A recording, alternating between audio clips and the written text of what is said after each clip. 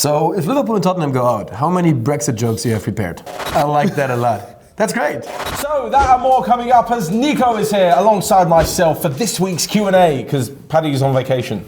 Or doing Actually, I think it's work related. Oh, it's work related? Yeah. He's in your town, he's in London. So he says. Right, let's get on with the Q&A. You're up first, mate. If one of you guys see him in London, slap him for me. Christian Döscher, that's a German name. Who had a worse Champions League match day? PSG, Liverpool or Tottenham? Ooh, Spurs by a mile.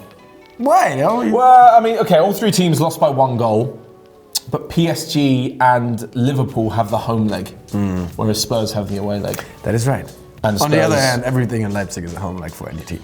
Yeah, I mean, I actually saw an interesting video of Leipzig marching down Tottenham High Road. 1,500. Yeah, making some noise. I mean, I've done exactly that march with the Dortmund fans a few years back. Okay, true. Well, that was the old stadium, but it wasn't very impressive. Yeah, I think Spurs had the worst match day as well because the return leg's not going to be any better because they still won't have a striker. So, if Liverpool and Tottenham go out, how many Brexit jokes do you have prepared? Lots. Okay. Just like Man City leaving the Champions League too. Oh yeah. Right, next up, FC Basel fan 1893 says, what would be more realistic, Leipzig or Dortmund winning the Champions League? More realistic. All right. I would actually go with Dortmund. Yeah. Leipzig is a very young squad, not very experienced on especially European competitions. And Dortmund added Emre Can, who looks very important for them. They added Erling Braut Haaland, who is just straight up amazing. It looks like they found some missing pieces there. I'm not saying that makes them good enough to actually win the Champions League, but for me, they are closer to it than Leipzig. Yeah, I would say so. All right. Next question from Snail Singh Rocky. That was a difficult name. Was staying at PSG a bad decision for Mbappe? India loves you, Onefootball. No. Say something about India first. I mean, we love their support too. The whole country loves us. Wow, that's pretty cool. Yeah, no, it wasn't a bad decision. I mean, you still got so much time. Honestly, it comes to one of these things where you still forget that he's 21. Yeah, that's crazy. Like, Mbappe could stay at PSG. He's not going to. He could stay at PSG for 3 years and then get the big move at 24 years old, and that's still normal. 10 years slow. Yeah, that's still plenty of time. Like, unlike Neymar, Mbappe is not in a rush. Doesn't need to be in a rush. He's already got enough money if he retired from football tomorrow. Like, you know, I mean, he can literally plan his career carefully. He doesn't need to do anything. If PSG get knocked out, they don't win the Champions League this year, I can see him leaving, but yeah, he's not a big deal for him. He's one of these players because he came in so young. Yeah. Who else is there? What are one of the players for you where you're like, how is it possible they're still that young? Haaland especially. Well, I think we might talk about him soon. Haaland especially. No, but these players that are like at a certain age now, but you still look at them like, you should be 10 years older than you are. For me, it's David Alaba. Alaba is 27. He's played for Bayern since I was born, but apparently he's 4 years younger than me. Or 3. Ooh, 3 years younger, giving away your age. Yeah. I can't really think of it as someone who you think is like definitely older. Yeah. Alaba, definitely one of them. Yeah, I guess Alaba's one of them. But I think I always knew Mbappe was young. It's just what he's achieved at such a young age, and this makes him utterly ridiculous. Right, next up, Matthew Smith has said, has Haaland proved that he could be the best in the world after PSG 2-1? Stretch. I mean, that's obviously, it's a big question and a big task for a young player, but I wouldn't say he necessarily proved it in that game, but he scored in that game, his first Champions League knockout goal in his first Champions League knockout match. That was good. The way he scored, especially the second one, was amazing. I think what brings me to the conclusion that he will be one of the best in the world is rather what you hear about his work ethic and the way he approaches football. He is he's even on free days, he's always at the training ground. He's always working. He's with he's getting treatment for sore muscles, for anything. He's there every day. He's in one of the first in the morning. He's one of the last ones to leave. Roman Bürki, the keeper of Dortmund, said that. And I think it's this combination of this work ethic, this unhuman-like combination of body and speed.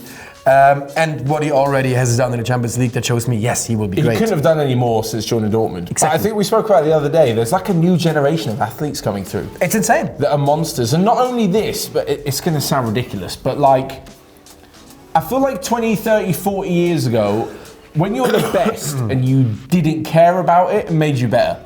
When you were like the best on the pitch and then you went out smoking and partying and girls and all this, like George Best, it was like, God, he's so cool. Yeah. Because he does stuff on the pitch. Now, we're in a generation led by the likes of Cristiano Ronaldo, especially, Exactly. Cristiano. when being cool and like being the best is working extra hard. Yeah. It's like at school, like being the nerd wasn't cool. It's like But Michael it Jo- actually gets you a lot further. Like Michael Jordan was in the NBA. He had this Yeah. work ethic that was never seen before, and he just tore the league And apart. now everyone is going to be inspired by that. And you're exactly right, though.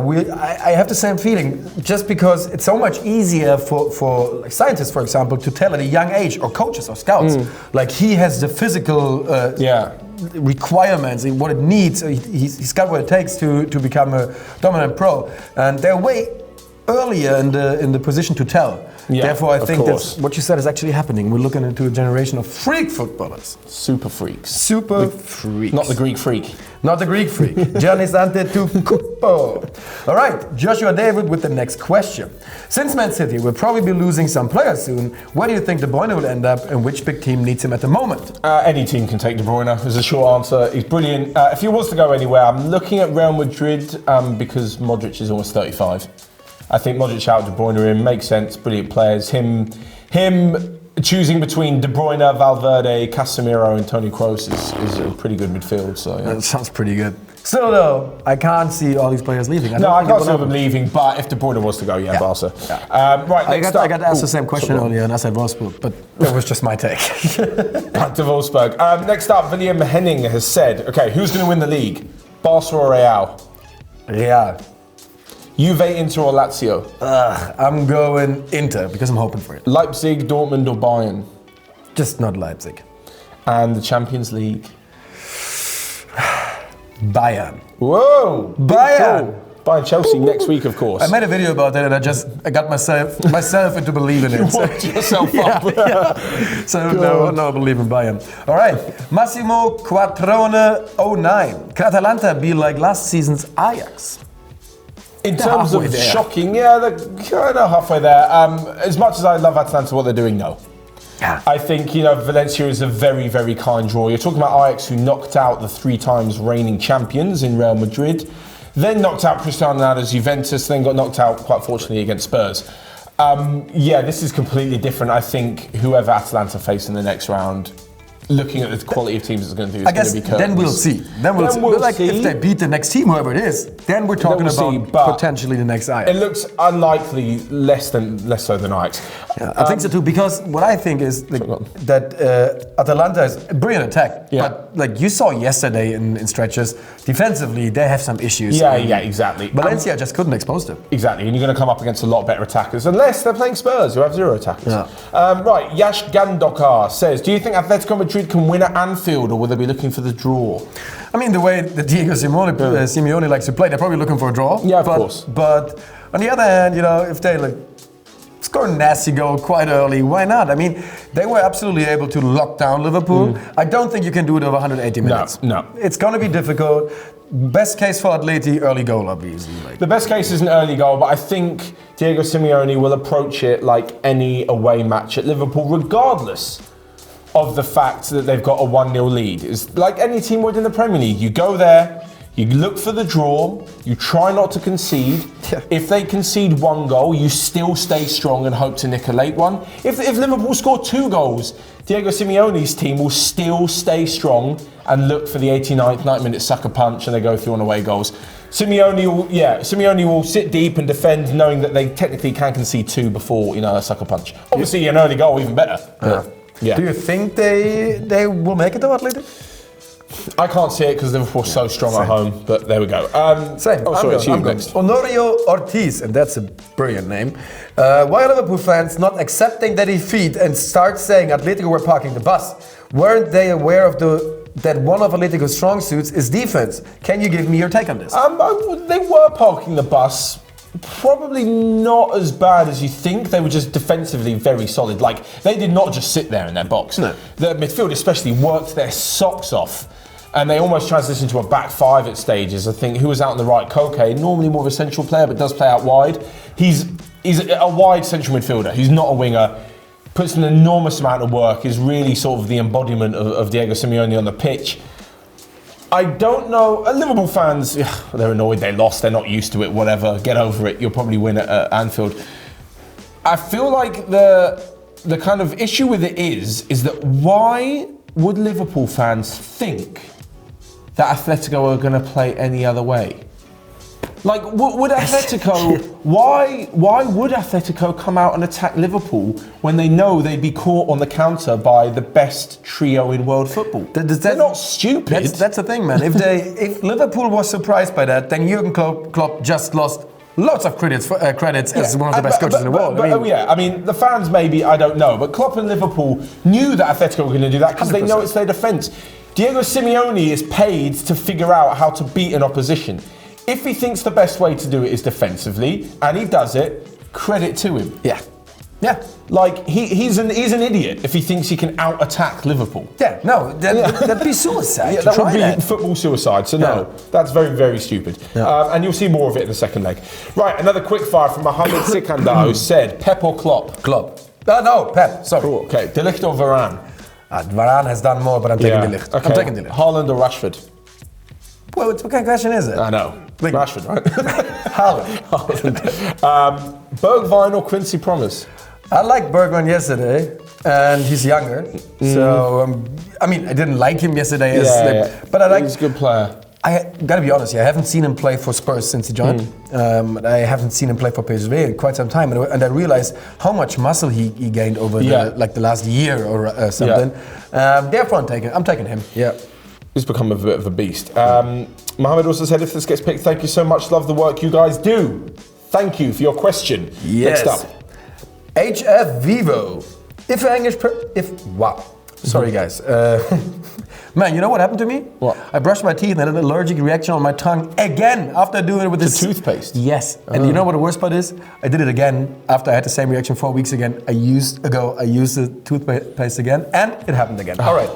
HV Vivo. If an English Premier League side wins the Champions League, but also get relegated, would they be able to play in the Champions League still? Yeah, qualification for the Champions League is qualification for the Champions League. If you earn the place, you get the place. Yeah. It happened a few years ago in the Europa League. Wigan won the FA Cup against Manchester City, got into Europe, and then 3 days later got relegated at Arsenal. Union played in the qualifications for the Euro League in 2001 or 2 because they made it to the cup final.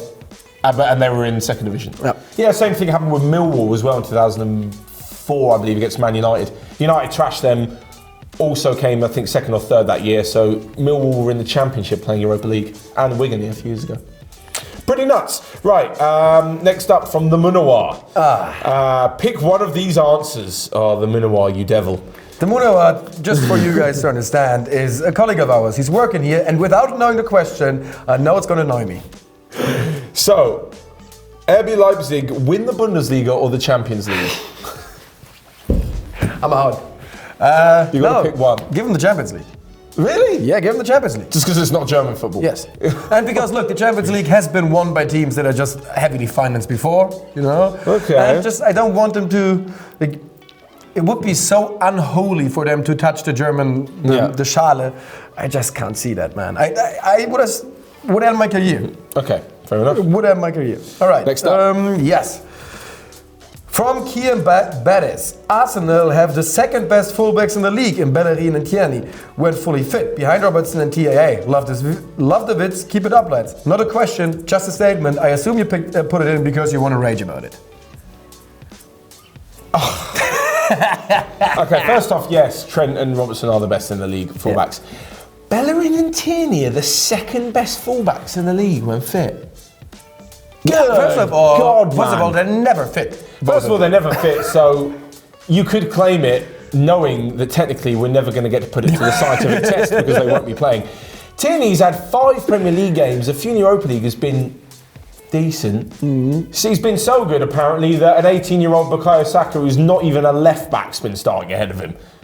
Apparently that's how good he is. Hector Bellerin, you see that interview in 2010 with Bellerin when they were like, where do you want to be in 10 years' time in 2020? He's like, I want to be the best right-back in the world. It's 2020. To be fair, man, I mean, he was injured 9 out of 10 years, so... He's constantly injured. He's a good player, Bellerin. He's got some good assets, and I'm not just shitting on Arsenal. I think Saka, by the way, is a very, very good left-back. Looks brilliant. Bellerin can be great. He certainly doesn't have the quality on the ball that someone like Trent does. I mean, there are other fullbacks in the league as well who are really good. I think Reece James I'd actually put better than Hector Bellerin at the moment. He's a fantastic fullback. Carl Walker, even though he's maybe on his way down, is still better than Hector Bellerin. As for Kieran Tierney, he's probably not even 10th. I mean, wow, yeah. No, it's just a shocker. Yeah. You're entitled to your opinion, so fair enough, and thanks for sharing it. Lastly but not least, RK Bay. Well, this is a good question to finish on. If you co-wrote a football song, which musical artist would you do it with? And you got to sing as well with this. We're singing together? Yeah, so it's like you and an artist, you co-wrote and sing a football song. Germany has a rich history of football players singing. We were talking about this the other day. Of football players singing. I was going a different direction Yeah, here. England have some. I recently showed Matt some German classics and he enjoyed it. How do you say it? Thoroughly? You enjoyed it? Thoroughly. I did. Franz Beckenbauer once had a song. Really? Gute Freunde kann niemand trennen. Look it up, it's an absolute shit show. Also Erling Braut Haaland, obviously. Yeah, great rap I've seen song. the rap video. Haaland rapping, that's great. So how would you feel about Haaland featuring Heimer and Beckenbauer? Huh? I mean, sure. Yeah, that's what I want to do. Down for that? So Erling Braut is like basically rapping, and then me and Franz Beckenbauer are singing the hook. Oh, okay. You're singing the hook and he's laying down the bars on the verse. Me and Bex, Not we like to call him. Not Nico featuring Totenhosen. No, fuck the Totenhosen, man. If it's the Ärzte. So it would be Erling Braut. And they don't do the feature thing. They just put X's now on the title. Yeah. So it's Erling Braut X Nico featuring Bex. Oh, unbelievable. Who would you take? That's a really tough one. I mean, England always have these like random tournament songs ever since like the John Barnes rap in World Emotion. When did it start for England? Well, I mean, football teams, like club teams, always had like FA Cup I'm talking final about these songs. tournament songs that whenever there's an international tournament, that everybody thinks I'm putting out a song. That was, I mean, the Lightning Seed singing "It's Coming Home" was 1996. No, was it 1990? There was a redo in '96. Oh, okay. Might have been in 1990 with David Baddiel. And then Ant and Dec did one, and then The Farm did one for like Euro 2004, and that's when it started in Germany, like 2004, 2006. Yeah, I mean, but teams like Spurs had loads of songs. A duo called Chaz and Dave used to do a load of songs for Spurs. Crystal Palace have "Glad All Over," which was like one of their songs. I mean, in England it's quite rife, and most of them are Frankfurt pretty only shit. has gangster rap. Songs about them. It's always gangster rap. In England, Chris Waddle and Glenn Hoddle had a duo in the 80s called Waddle and Hoddle. Oh, that's beautiful though. And I think if I did a football song, it would be with Waddle and Hoddle. Waddle, Hoddle and the Fro. Yeah, Waddle, Hoddle, X, Fro. I like that a lot. That's great. Someone said that. I should have done it with Crow and Fro. Crow German and Fro. rap with English, whatever I do. But you gotta travel to Thailand to meet him. Oh yeah, nutter. Right, anyway, you guys let us know your answer to that question and basically everything else as well. Thank you, as always, all of your questions on a Wednesday evening in the YouTube community tab. That's obviously where you leave them for Friday's Q&A, but for myself and Nico, we'll see you guys next time. Nearly dropped my phone. Right into the show.